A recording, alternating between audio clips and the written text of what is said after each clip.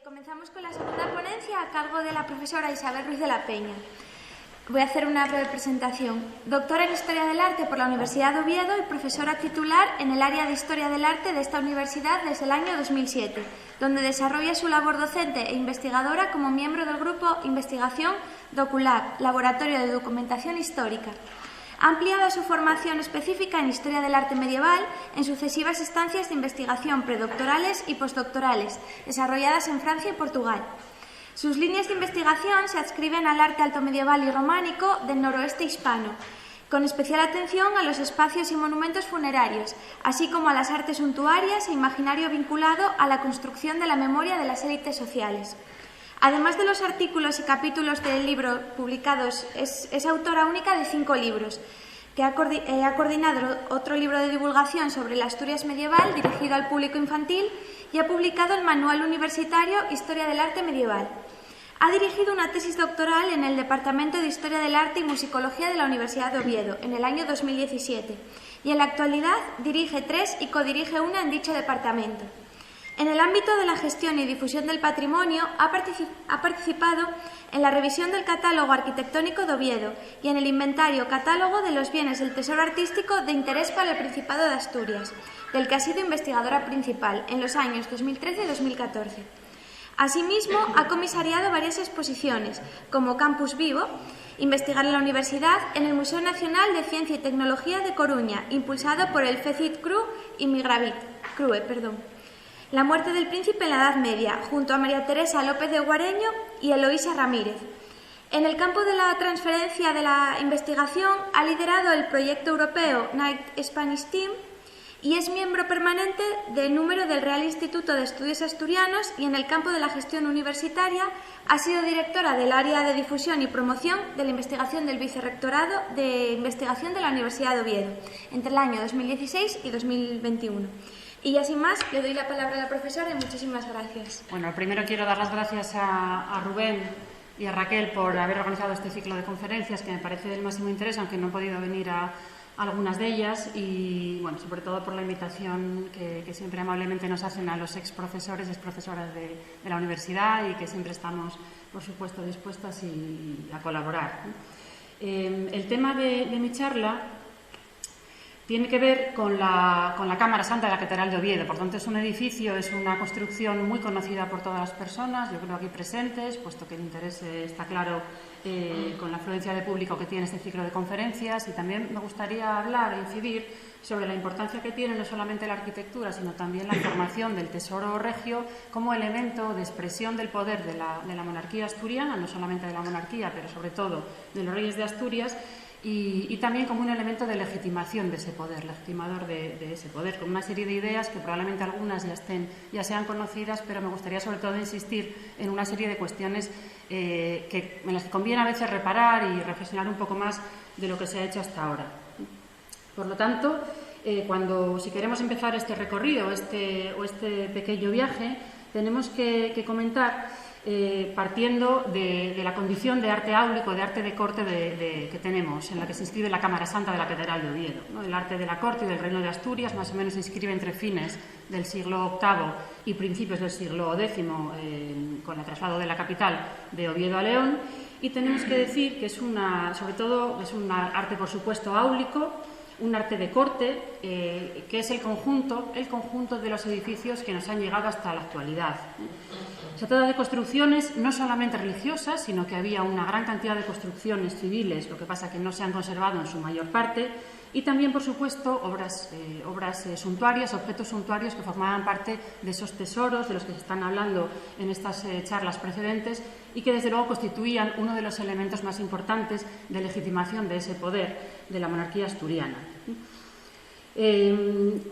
Siempre tenemos que tener en cuenta una cuestión cuando en clase comentamos estos temas que son complicados y que mis compañeros conocen también muy bien, y es que lo que nos ha llegado es una parte muy pequeña de lo que sería el panorama constructivo de la Asturias altomedieval. Probablemente la mayor parte de las edificaciones serían de materiales mucho más pobres, mucho más deleznables, seguramente muchas de ellas serían en madera, construcciones en madera, porque aquí había mucho bosque, no como ahora,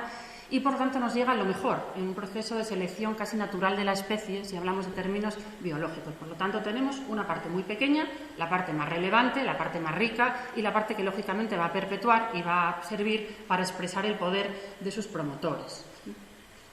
Entonces, si partimos de este contexto en el que se va a inscribir el edificio de la Cámara Santa, tenemos que hablar y tenemos que volver al conocido ya plano del Oviedo altomedieval y hablar de ese contexto de la ciudad regia de Oviedo. Por eso pongo una ciudad para un rey, que también podríamos decir con esa versión discutible, ¿no? Que también me hablaré de una ciudad para un obispo o para unos obispos. Pero en principio nos interesa ahora destacar la constitución o la reconstitución, mejor dicho, de la restauración de esa ciudad por parte del monarca, fundamentalmente Alfonso II el Casto. Lógicamente, como bien sabemos, las crónicas asturianas, el primer texto cronístico de la España de la Reconquista, otorgan un protagonismo claro a Alfonso II el Casto como reconstructor de esa sede de Oviedo, de esa sede regia, sobre un asentamiento previo que también se conoce y que había en parte instaurado su padre, el padre de Alfonso II. Las crónicas atribuyen a este monarca, en primer lugar, o como uno de los elementos más importantes, la restauración del antiguo orden de los godos según existiera en Toledo, y dicen exactamente tam in ecclesia quam palatio. En este sentido, Alfonso II, es la primera idea que yo creo que entronca con el tema de mi conferencia, Alfonso II mantiene la tradición de esa promoción regia, de esa promoción áulica previa, de las ciudades no solamente visigodas, sino de las ciudades antiguas, pero también de sus contemporáneas y un poco previas ciudades islámicas, bizantinas, patrocinadas por los monarcas, por los califas, por los emperadores bizantinos o basileus, o por las personas que en ese momento quisiesen expresar su poder, como quiso hacerlo Alfonso II y sus sucesores. Según el texto de las crónicas asturianas, manda reconstruir esa basílica en honor de San Salvador y los 12 apóstoles sobre la de su padre Fruela I. La dotación fundacional del monarca Alfonso II el Casto del año 812 constata la existencia en torno a estas construcciones de un pequeño atrio, de una cerca, de un recinto, también de un ajuar litúrgico muy rico y de unos hombres adscritos a la misma institución, por decir así. Dentro de esta cerca o atrio quedarían englobados la iglesia, la basílica, denominada Basílica de San Salvador de los 12 apóstoles, y las construcciones del palacio, que tenemos la excavación en la parte sur de la catedral, posiblemente, porque no está clara su cronología exacta, la Cámara Santa, que tenemos en ese recuadrito rojo, y una iglesia, la iglesia de Santa María de Rey Casto, actualmente muy modificada, pero que sería, como sabemos, el panteón regio de la monarquía y, por lo tanto, también un edificio de referencia al que se va a volver permanentemente por parte de la monarquía medieval hispana. Próximos, pero ya fuera de ese primer recinto, estaría una capilla muy importante, que es la capilla de San Tirso, que está en esta zona de aquí, y luego ya otros restos, otros edificios, como la iglesia altomedieval de San Juan o la fortaleza de Alfonso III, ya en época algo posterior. Y mucho más lejos, en nuestra radio de Oviedo, como también sabemos, la basílica dedicada a San Santos Julián y Basilisa, que también es obra patrocinada por Alfonso II el Casto. Aunque tengamos clara la existencia de estas primeras construcciones, con el entorno de esa primera cerca en época de la monarquía asturiana, hay muchas dudas, muchas incertidumbres respecto a la cronología de algunos de estos edificios. Sabemos que existieron, sabemos que fueron edificados y reedificados, pero su cronología exacta y la promoción exacta en algunas ocasiones no está del todo clara. Y como tampoco está clara la función concreta, en un primer momento, de algunos de esos edificios. El profesor Miguel Calleja advirtió que en los primeros siglos del reino de Asturias presentan una dificultad muy importante documental, porque hay una escasez de textos y porque los textos que tenemos son textos muchas veces de dudosa fiabilidad. Por tanto, tenemos muy poco y debemos contrastar siempre con las fuentes arqueológicas y las fuentes artísticas que, como se está diciendo en estas charlas, son a veces sustitutas y prioritarias, por lo tanto, para poder reconstruir esas primeras etapas del reino de Asturias. Uno de esos problemas documentales los tenemos ya en el edificio principal, que es la Catedral del Salvador de Oviedo, sede de la diócesis, cuya génesis ha quedado bastante oscurecida, como se viene diciendo también, por la reelaboración documental del escritorio catedralicio en las primeras décadas del siglo XII. Por lo tanto, son noticias de copias tardías y van a arrojar poca luz, poca claridad sobre el momento de constitución de esa diócesis, de esa iglesia como catedral, como sede de la Catedral de Oviedo. Así pues, si existe un consenso claro sobre que esos edificios existían, sobre los primeros pasos de la basílica van a llevarse a cabo por parte de la monarquía asturiana, no está tan claro cuándo pasa a constituirse como sede de un obispado, esa iglesia, esa basílica de San Salvador, si en época de Alfonso II o en época quizá de Alfonso III. En el documento dotacional no se alude en ningún momento, y de ahí las dudas, a un obispo en esta primera fase, en este primer momento, al frente de la supuesta diócesis tan temprano, en ese momento del 812, como si se mencionan obispos, que sería lo lógico esperar en otras diócesis, por ejemplo la diócesis de León. Hay una mención muy dudosa, una mención a Adaulfo, a un tal Adaulfo, pero el primer obispo realmente que se constata y que forma parte de una mención verificable es el obispo Hermenegildo, que data de fines del siglo IX. Por lo tanto, estaríamos en época de Alfonso III y no de Alfonso II, como la menciona el primer prelado, el primer titular de la sede de Oviedo. Por lo tanto, luego, además, las fuentes más tardías, que son de las que muchas veces tenemos que beber porque no tenemos prácticamente fuentes altomedievales de fiar, aún aumentan, echan leña al fuego en esa confusión. Y tenemos aquí algún ejemplo que traigo simplemente por mostrar algunas. La Historia Silense, que se redacta, como saben, a principios del siglo XII, menciona, referida a Alfonso III, que volvió a edificar en Oviedo in honore Sancti Salvatoris ecclesiam pretiosissimus marmoribus decoratam. Alfonso III se refiere la Silense. Y la Crónica de Cardeña también nos aumenta esa confusión. Dice, de Alfonso III, fizo facer obispado en la iglesia de Oviedo. Por lo tanto, la confusión viene de esas pocas fuentes y de las copias tardías de los datos que son difíciles de interpretar. En todo caso, no, tampoco hay que, bueno, yo soy optimista en ese sentido y pienso, y no yo, sino gente mucho más importante y mucho más, con una trayectoria investigadora mucho más consolidada, que lo lógico es pensar que si Alfonso II, su programa político, su programa ideológico, quiere reconstruir y restaurar el Toledo visigodo, lógicamente la primera idea sería restaurar una diócesis. Otra cosa es que tardase un tiempo en consolidarse, y otra cosa es que realmente fuese con su mandato. Pero está claro que en ese periodo, esos 100 años, entre Alfonso II y Alfonso III, la diócesis, sus cimientos estaban echados y había echado a andar con ese primer obispo llamado Hermenegildo, ¿no? Algunos autores, investigadores como Armando Vesga Marroquín, por ejemplo, menciona claramente que esta iglesia de Oviedo es una iglesia construida a hechura de la monarquía. Por lo tanto, está claro esa vinculación, ese vínculo y esa legitimación de esos monarcas a través de la instauración de una diócesis en ese joven reino que es el reino de Asturias. Bien, en el seno de ese conjunto regio, ese conjunto palatino y regio que ponen en marcha los monarcas asturianos, muy probablemente pudo haberse alojado un recinto pequeño, que es la Cámara Santa, de la que me voy a ocupar en los próximos minutos, y que se constituye poco a poco, como ya se ha dicho, como el relicario, uno de los relicarios más importantes del ámbito hispano. Se localiza, como tienen en esta planta, vinculado al brazo sur de lo que sería actualmente la Catedral Gótica, en este edificio que está en rojo, y en rojo también, en este plano de Eduardo Carrero, se representa la iglesia de Santa María, el Panteón Regio, justamente en la zona opuesta. Hay que olvidarse de todo este espacio interior, que es muy difícil hacerse idea, porque tendríamos una primera basílica muy sencilla que luego se va a ir ampliando y reconstruyendo, de manera que tendríamos edificios un tanto aislados unos de otros. Bien. Por lo tanto, si pasamos a abordar esos tratamientos que las fuentes altomedievales dan a la Cámara Santa, ese recinto de la Cámara Santa, lo primero que llama la atención es, otra vez, una ausencia, unas dudas documentales, y en este caso, más que dudas, una ausencia. La ausencia de las crónicas asturianas de mención a la Cámara Santa, ni al Tesoro, ni a la Capilla de San Miguel, ni a nada parecido. Por lo tanto,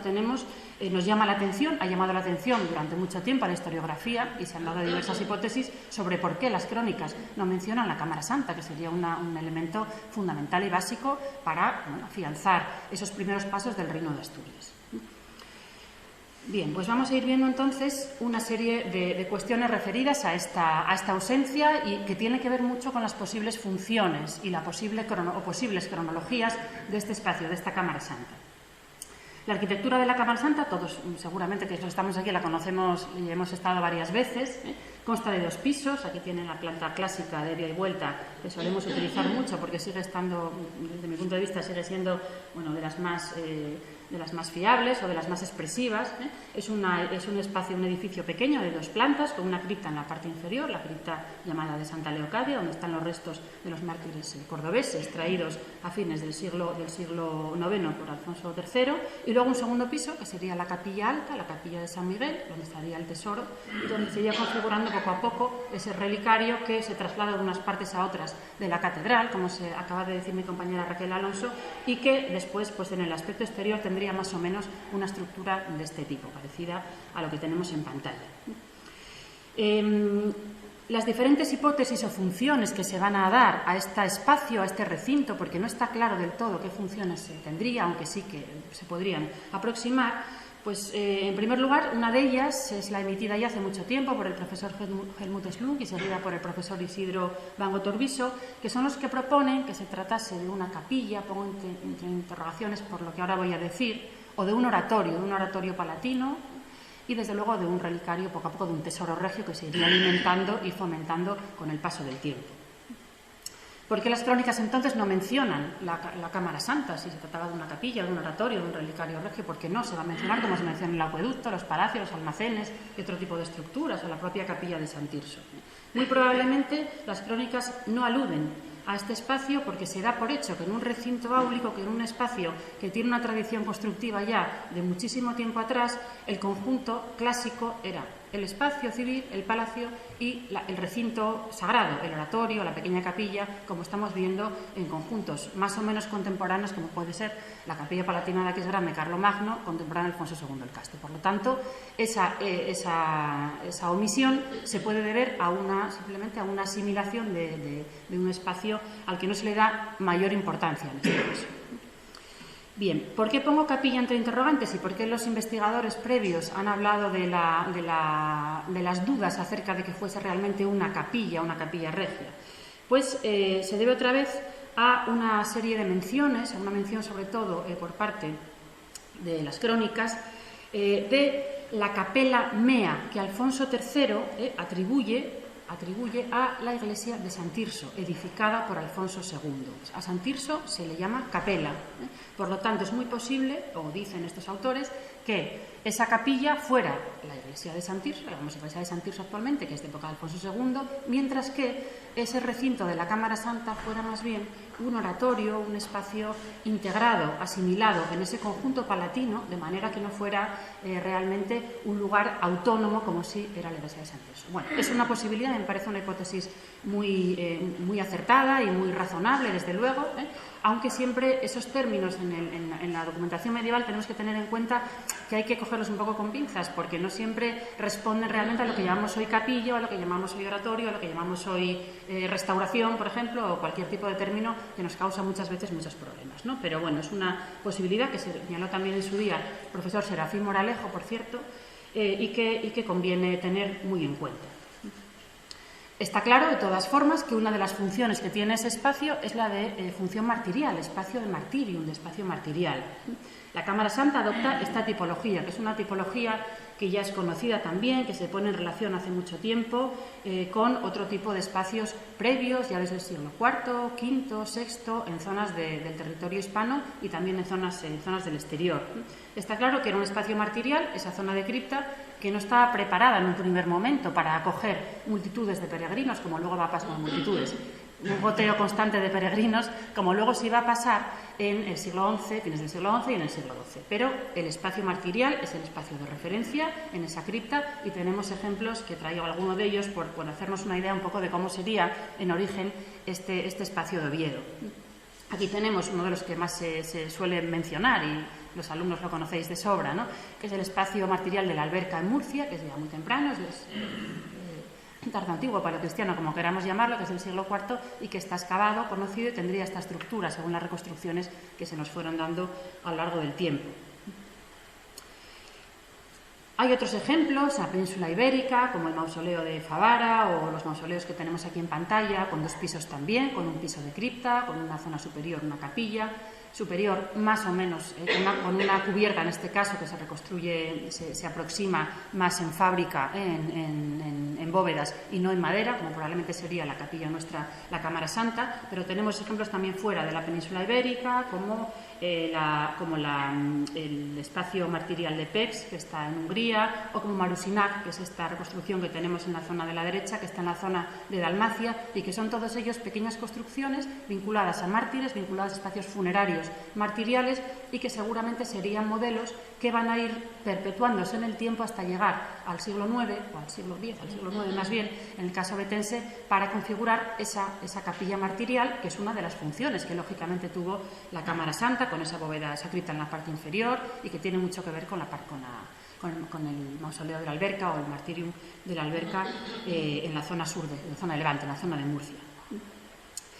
Bien, otra de las funciones que se aproximaron estos últimos años por parte del investigador César García de Castro Valdés fue la de posible espacio funerario de enterramiento de obispos. En la propia cripta martirial, cerca de los restos de los mártires Eulogio y Leocricia traídos de Córdoba a fines del siglo IX. Este investigador dice que data la erección de este espacio probablemente en ese momento, a fines del siglo IX, cuando se traen esos restos de esos mártires. Y dice que los obispos pudieron financiarla o patrocinar este espacio para enterrarse en ella.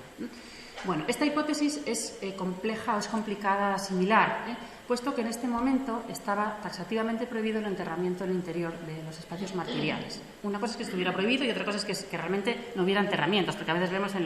los textos conciliares o en algunos textos que una cosa es la norma, como ahora, y otra cosa es lo que luego hacemos, ¿no? Pero está claro que los obispos, ni siquiera siendo obispos, podían enterrarse dentro. Se entierran cerca, se entierran en Celanova, San Fructuoso de Montelios, en Santa Eulalia de Mérida, por ejemplo, se entierran cerca de esos espacios martiriales, a veces a muros, cerca de los muros, pero no dentro. Entonces, yo creo que,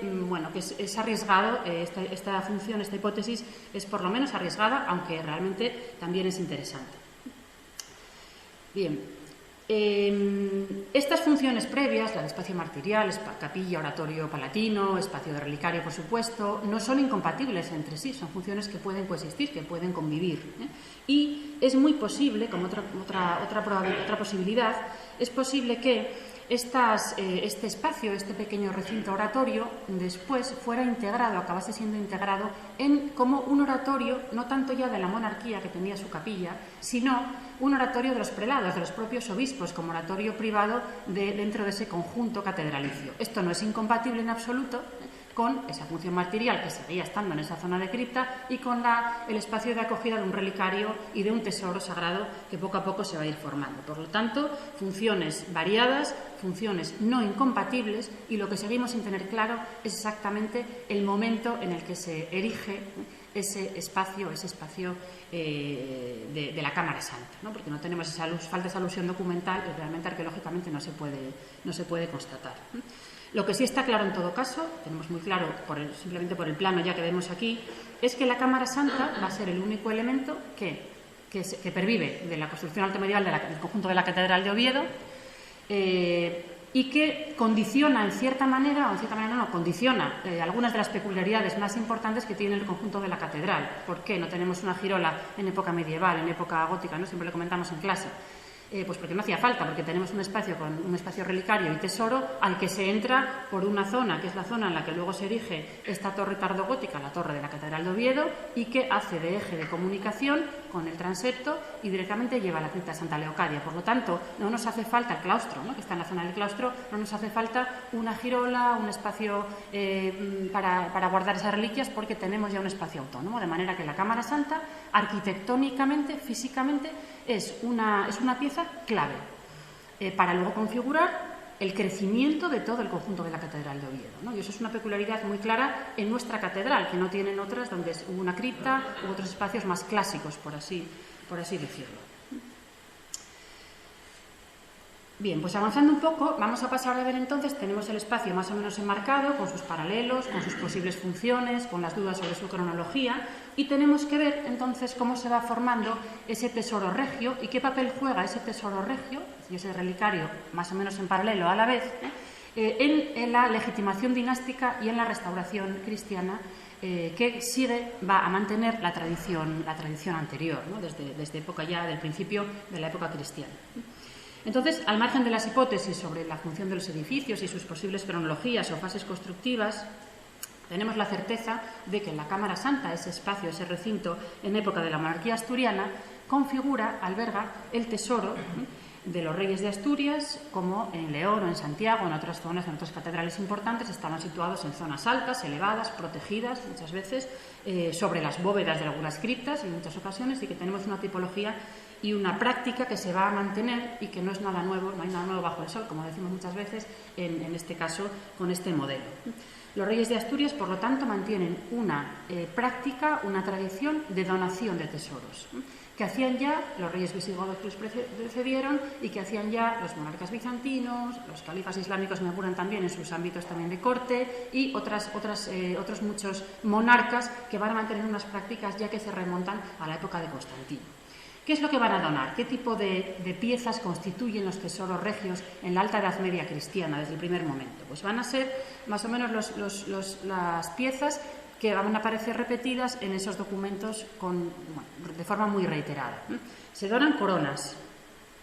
votivas, no son coronas para ponerse, son coronas de ofrenda, coronas votivas. Se donan cruces, por supuesto, se donan relicarios. Los reyes de Asturias donan al Salvador, pero donan también a otras iglesias, lógicamente. Esa práctica no se queda reducida a su catedral, sino que se traslada a Santa Adriana de Tuñón, por ejemplo, en Asturias, a la Catedral de Santiago de Compostela, a la Catedral de León y a la Catedral de Astorga y a muchas otras, que vamos a ver algunas de las piezas en esa generosidad flexible y amplia que van a servir también para afianzar su propio poder, su expresión de su reinado y no de forma únicamente altruista. En esas prácticas y en esa tradición, sobre todo hispana porque lo tenemos más cerca, pero también de toda la cuenca mediterránea cristiana, tenemos que aludir como un ejemplo claro y un referente que siempre ponemos al tesoro de Guarrazar, que todos conocen seguramente y que procede de la provincia de Toledo y se fecha en el siglo VII. El tesoro de Guarrazar, desgraciadamente, tenemos una parte aquí en el Museo Arqueológico Nacional en España y otra parte está en el Museo Nacional de la Edad Media en París. Y hay alguna pieza también en otros museos, pero sobre todo tenemos esos dos núcleos importantes, ¿no?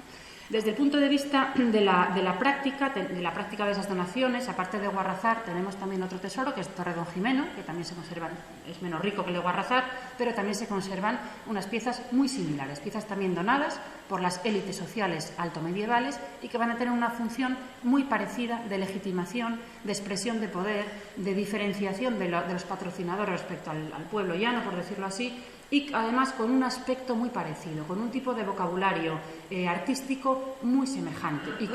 ¿Y semejante por qué? Pues porque procede ya de muchos siglos atrás en una especie de gran familia monárquica que se va a ir perpetuando y que hace suyas esas formas, ¿no? De manera que las técnicas, el aspecto, la estética, muchos otros elementos van a servir a estos monarcas para mantenerse como eslabones de una misma cadena, en todo caso regia, ¿no? en este sentido. Pues esta es la corona de Recesvinto con sus letras Recesvintus Rex, y algunos testimonios iconográficos interesantes que a veces también ponemos en clase, como esta placa esta arqueta de marfil, nos dan una cierta idea de cómo estarían colocadas esas piezas, cómo estarían ubicadas encima de los altares, muchas veces en las zonas más importantes de las iglesias altomedievales. Esta pieza es una placa de marfil de una arqueta que representa un baldaquín, un pequeño templete encima del altar que está en San Pedro del Vaticano, la pieza, pero que procede de Venecia, de la zona de la localidad de Pola. Y aquí tenemos una corona situada encima de ese baldaquino y una cruz situada encima del altar, de forma que más o menos podemos hacernos una ligera idea de cómo se utilizarían esas ofrendas que se entregarían a las iglesias principales de los reinos. A veces los documentos iconográficos son más expresivos que los documentos escritos, que o no los tenemos o los tenemos y son muy dudosos. Por lo tanto, insistimos siempre, yo soy historiadora de arte, claro, como Raquel o como Lorenzo, y siempre insistimos en la importancia del arte como documento, como fuente documental en la Edad Media, y que no siempre se emplea o se estruja, si me permite la expresión, se le saca todo su partido. Bien, la otra parte, el tesoro de Guarrazar, que es ese referente que tenían seguro los reyes de Asturias para la elaboración de sus piezas, está en el Museo Nacional de la Edad Media de París, recientemente remodelado y que desde luego merece la pena volver a conocer, volver a él, porque están musealizadas las piezas de una manera que se pueden apreciar, yo creo que mejor casi de cómo están en el Museo Arqueológico Nacional. Por lo tanto, tenemos esa serie de coronas más o menos ricas, cruces con colgantes, piedras preciosas y semipreciosas, las letras de esos reyes, en un vocabulario que es absolutamente mediterráneo, bizantino, paleocristiano, como queramos llamarlo, pero que es una tradición que se conoce y que voluntariamente hacen suya los reyes de Asturias para entroncarse con esa dinastía. Bien, en esa tradición de donaciones, esa tradición de formas artísticas, de tesoros, de regalos, de prácticas de intercambio de esos regalos, el culto árabe la cruz, como se viene diciendo en estas conferencias, es quizá el culto predominante, el culto más importante que podemos destacar en toda esta fase. Hay muchísimas donaciones de cruces, junto con las coronas, pero cruces hay más, por supuesto. En muchos casos que son cruces, además, recipientes de la reliquia de la Veracruz, que tienen esas cajitas como la Cruz de los Ángeles o debajo de las propias piedras algunas reliquias, y que son las reliquias, o es la reliquia de las más apreciadas en la cristiandad, la reliquia de la Veracruz de Cristo, que si juntamos todas, pues podríamos tener 50 cruces de Cristo, pero bueno, cada uno tiene su trocín y ya le sirvió para tener ese poder, ¿no? En todo caso, tanto las cruces como las coronas van a ser elementos que simbolizan lo mismo, simbolizan muchas veces una misma idea, que es una idea de triunfo. Son símbolos augurales, símbolos de victoria, que simbolizan el triunfo de la fe, el triunfo sobre la muerte, el triunfo de la fe cristiana, y es un trofeo, más podemos decir, tanto las cruces como las coronas, en este caso las coronas votivas. Las cruces también se empleaban, en este caso, para bendecir a los reyes antes de salir a la batalla. Esto ya lo vemos con el lábaro de Constantino y con una serie de piezas ya muy antiguas. Se les bendecía, acompañaban al rey en las batallas, y cuando el rey no estaba, protegía a sus ejércitos también. O sea que la cruz tiene un componente taumatúrgico, protector,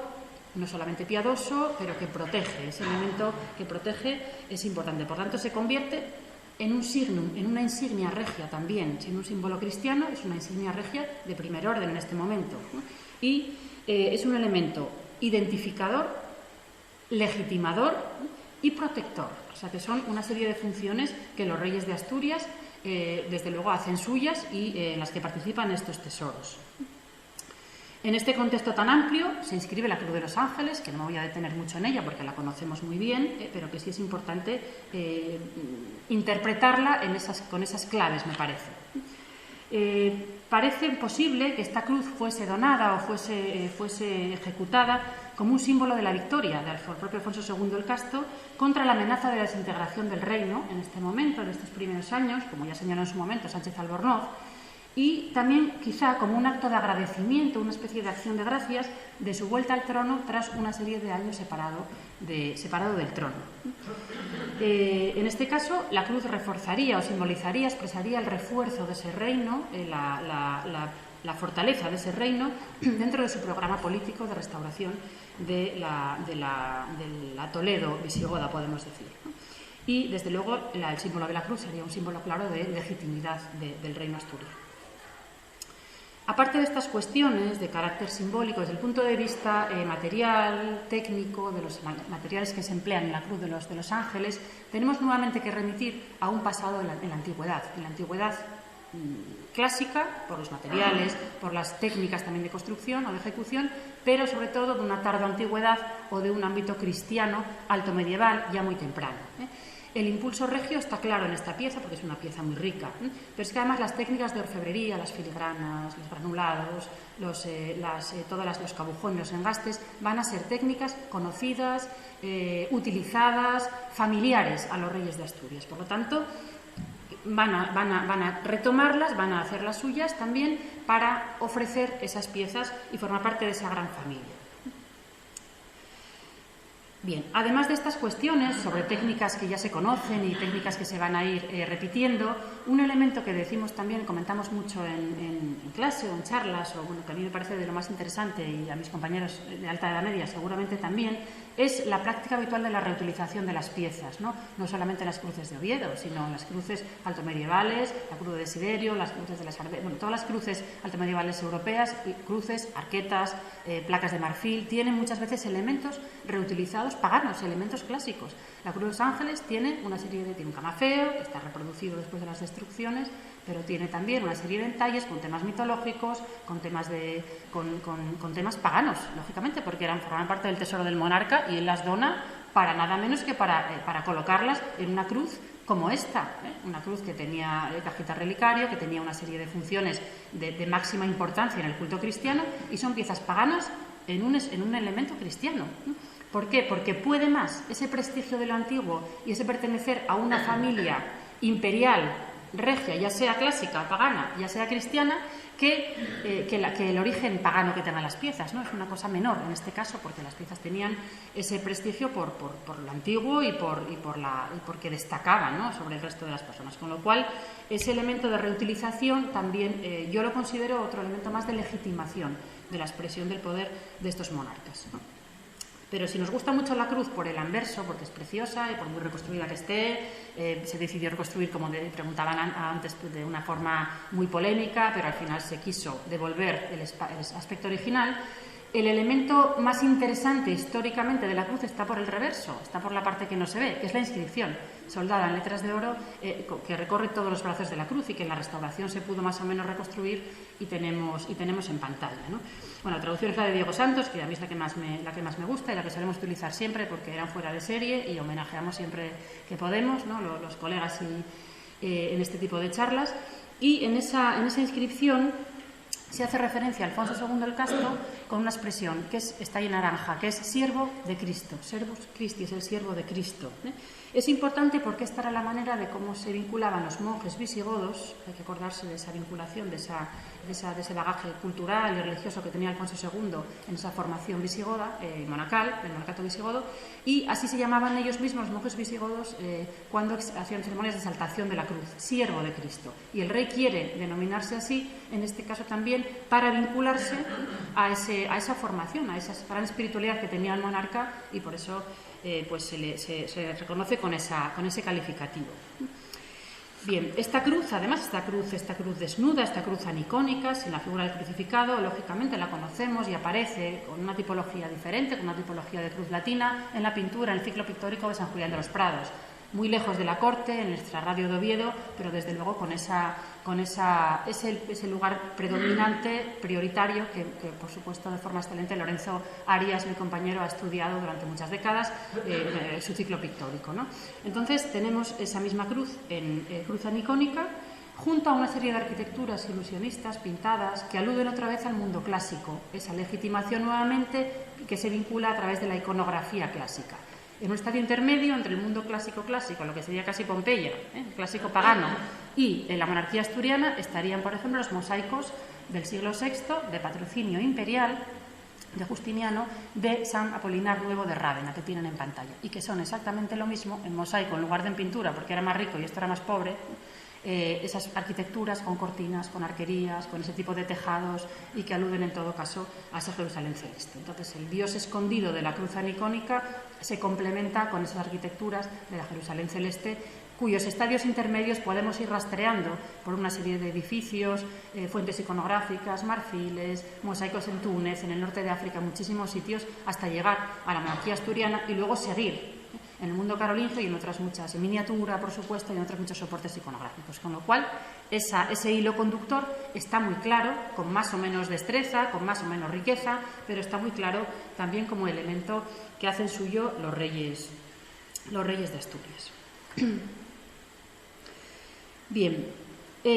quizá es posible, como señaló la profesora Pilar García Cuetos, esas pinturas de San Julián de los Prados, algo parecido, quizá no tan esplendoroso, estarían recubriendo los muros de la Cámara Santa, ¿por qué no? En esa época, en esa época de la monarquía asturiana. Pintura probablemente tendrían, con lo cual es muy probable que fueran unas pinturas más o menos semejantes, y el interior de San Tirso, la iglesia de San Tirso, porque no iban a estar los muros desnudos, de forma que habría que también hacer ese ejercicio de reconstrucción de espacios que hoy en día tenemos muy alterados, pero es muy posible que fueran también voluntad del monarca el disponer al menos esa cruz icónica, a lo mejor en los espacios principales de esos edificios, como ha señalado Pilar García Puertos. Aquí tenemos la Cruz de la Victoria, que no me voy a hablar de ella porque se habló ya muchísimo ya, pero que desde luego mantiene la tradición también 100 años más tarde de Alfonso III respecto a su antecesor, Alfonso II, ¿no? Y que tenemos permanentemente reproducida, como veíamos, bueno, que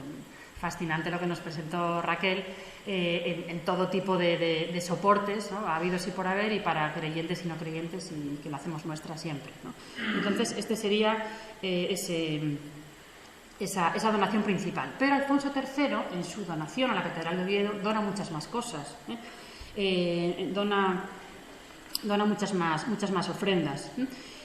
Por ejemplo, Alfonso II, en la donación que hace, no mencionan coronas, pero Alfonso III sí menciona donación de coronas a la catedral. En esa donación, aparte de las cruces, por ejemplo, que va a donar, dice que una de ellas está dedicada al altar de Santa Leocadia, descrita como dorada y ornada con piedras. Varios frontales de altar, que suelen estar en todas las donaciones de este tipo, coronas cristalinas. El término corona cristalina probablemente haga referencia a las piedras preciosas, como el tesoro de Guarrazar, que colgaban, que pendían de esas cadenas, y que hacen referencia a que son translúcidas, son cristales translúcidos. Entonces aparece el término corona cristalina, seguramente aludiendo probablemente a ese aspecto, ¿no? Coronas cristalinas, dice, para los altares del Salvador y de Santa María. También aguamaniles, casullas, libros, campanas, muy importante las campanas, ¿no? Que es un tema que tampoco trabajamos y que es tan interesante siempre, y que tenemos campanas medievales en Asturias. Dice, una de las campanas de Alfonso III, localizada, dice, in tesauro supracorpora santorum. Ahora sí que se alude al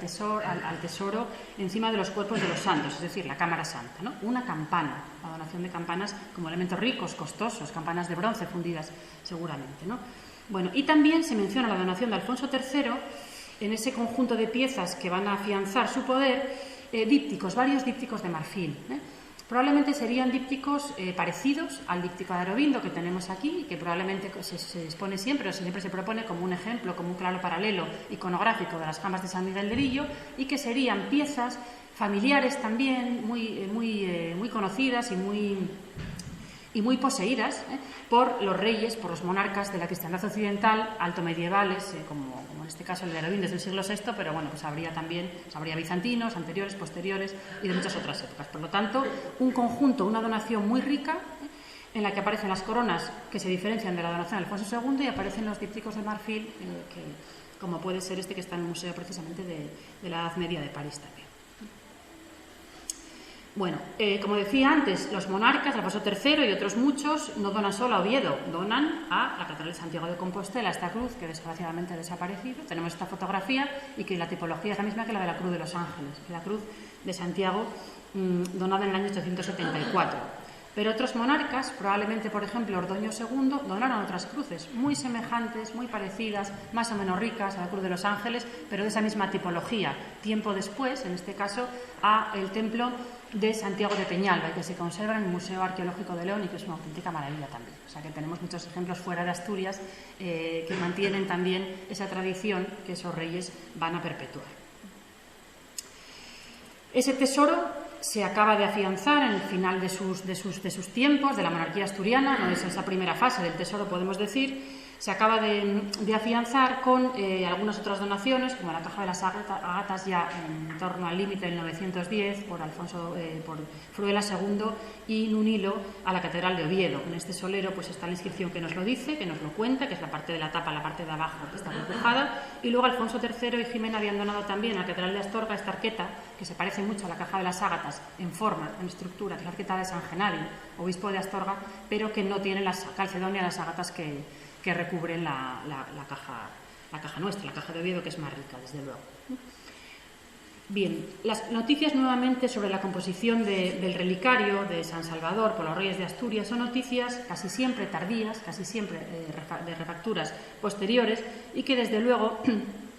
nos van a dar una información muy ambigua, muy poco clara, ¿no? Sobre información muy genérica, poco precisa. Alfonso II el Casto dispondría, dice, reliquias, así en genérico, en los altares del Salvador, reliquias, sin más. Sí que es interesante, sin embargo, aunque es una noticia también tardía de la crónica de la versión de Pelayo de la crónica de Alfonso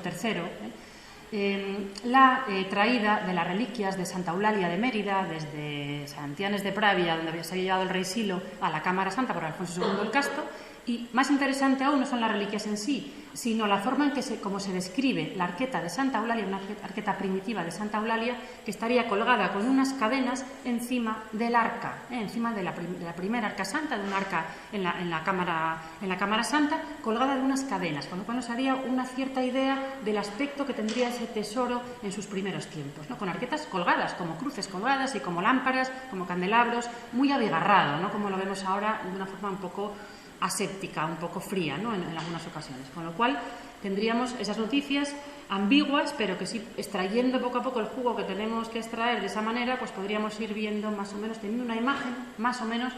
aproximada de cómo estaría dispuesto ese relicario. Bien, y ya para finalizar, porque se me acaba el tiempo y queda otra conferencia, simplemente cerrar este viaje o cerrar estos minutos, esta charla, con la fase románica de la Cámara Santa. No podemos, por supuesto, hoy en día la Cámara Santa no se puede contemplar, no se puede apreciar ni interpretar sin conocer lo que pasó a fines del siglo XII en ese espacio y que, desde luego, desde mi punto de vista, tiene mucho que ver con el rey Fernando II de León, que es un rey generoso que hace una serie de donaciones, no es el primero ni el último, que las va a hacer a la Catedral y a la Cámara Santa, ¿no? Al Cabildo de la Catedral de Oviedo, a las arcas, pero desde luego va a ser el que más va a contribuir y, coincidiendo con sus donaciones generosas, creo que se pudo producir la contratación del taller que remozó, remodeló y cambió la bóveda, la cubierta de madera por la bóveda que tenemos. Entonces, bueno, pues aquí tenemos que hablar, ella seguramente se aludió a ello, al obispo Pelayo de Oviedo, que impulsa a principios del 12 ese relicario con el auge económico peregrinatorio que a partir de la apertura del Arca Santa es un goteo constante, ¿no? Un flujo constante de peregrinos extranjeros, hispanos de todos los lugares y que hace que Oviedo crezca y que Oviedo se siga enriqueciendo. Ahí tenemos a ese primer hito de Pelayo, pero después tenemos en todo el siglo XII una serie de factores, de elementos documentales, ahora sí muy fiables, que nos hablan de que poco a poco ese enriquecimiento pudo permitir que en el último cuarto del XII se cambiase el aspecto original del piso superior de la Cámara Santa por parejas de apóstoles de una calidad excepcional, tan excepcional como lo mejor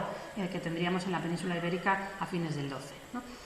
Simplemente saqué algunos hitos, saqué algunas pequeñas noticias, porque para no aburrir demasiado, ¿no? Pero el obispo, en 1150, el obispo Martín II renueva el leanato de Oviedo, todo ese espacio, toda esa circunscripción, la renueva, se enriquece la mesa canonical, la mesa de los canónigos, y el patrocinio regio empieza a hacerse muy presente. Fernando II de León accede al trono en 1157, hasta 1188. Bueno, pues a partir del momento en que accede al trono, en los años 60 ya, muy pronto, empieza a donar de una forma casi obsesiva, podemos decir, a mimar a la Catedral de Oviedo con donaciones como esta de 1164, en la que se dedica esta donación, dice, a la iglesia de San Salvador de Oviedo, por las reliquias insignes que tiene de los santos, ¿no? Se hace una donación realmente como relicario, para mejorar ese relicario y dando importancia y legitimándose a sí mismo también casi, recordando sus antepasados, de forma que tenemos muy tarde ya, a fines del XII, un monarca que se entronca con sus antecesores.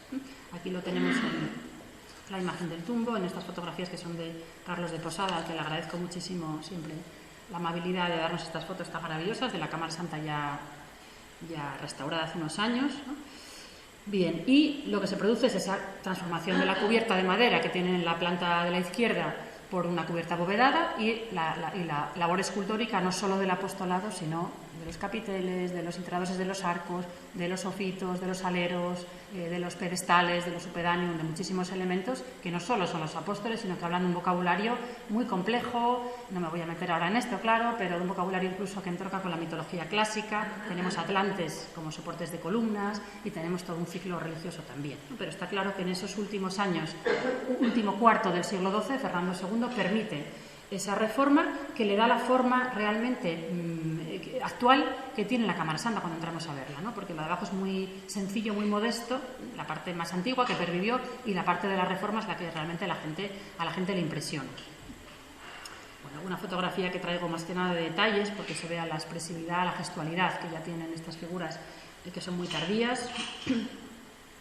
Y algún fondo también antiguo. En el Ridea tenemos una copia del fondo moreno que es tan interesante y que además está ya todo digitalizado casi en acceso abierto en el Instituto de Patrimonio Cultural de España, donde bueno, se ven los detalles de todos esos elementos y quizá reparamos menos en ellos, pero es riquísimo lo que tenemos. Es una labor de encaje en las metopas, en los canecillos, al exterior, no solamente al interior, ¿no? Los pedestales que decía con esos atlantes, los capiteles en esa labor con un trépano muy profundo, ¿no? Y que dan idea de la calidad. El calvario, por supuesto, de los pies, estarían pintadas los cuerpos y las cabezas estarían en relieve, que es lo que tenemos ahora mismo, como en San Pedro de Poitiers, por ejemplo, en Francia. Hay en Europa bastantes ejemplos parecidos. Y un calvario, un trasunto de calvario de la Cámara Santa, que también conocemos muy poco, pero que está en la capilla del Rey Casto y que es del siglo XIII, y casi nunca hablamos de él, pero es algo bueno, pues muy semejante y de una gran calidad también. No tan bueno como el de la Cámara Santa. La cabeza de Cristo es inmejorable, de la Virgen, pero desde luego, bueno, pues de gran calidad también, ¿no? Bien, y ya como conclusión simplemente comentar, a modo para cerrar ya estas palabras, cómo durante toda la Edad Media los reyes leoneses y castellanos vuelven a la Cámara Santa, vuelven a entroncarse con sus antepasados alto medievales, manteniendo esa legitimación dinástica, vuelven al Panteón de Santa María del Rey Casto, y tanto la Cámara Santa, por lo tanto, en sus primeros tiempos, como el tesoro, con todos esos elementos que comentamos un poco rápido, que fui intentando desgranar, sirven como elemento de expresión del poder y de legitimación de ese nuevo reino que nació un poco accidentado, pero que desde luego se fue consolidando gracias también a esos elementos materiales del que nos hablan estas construcciones. Bueno, y con esto ya no les aburro más.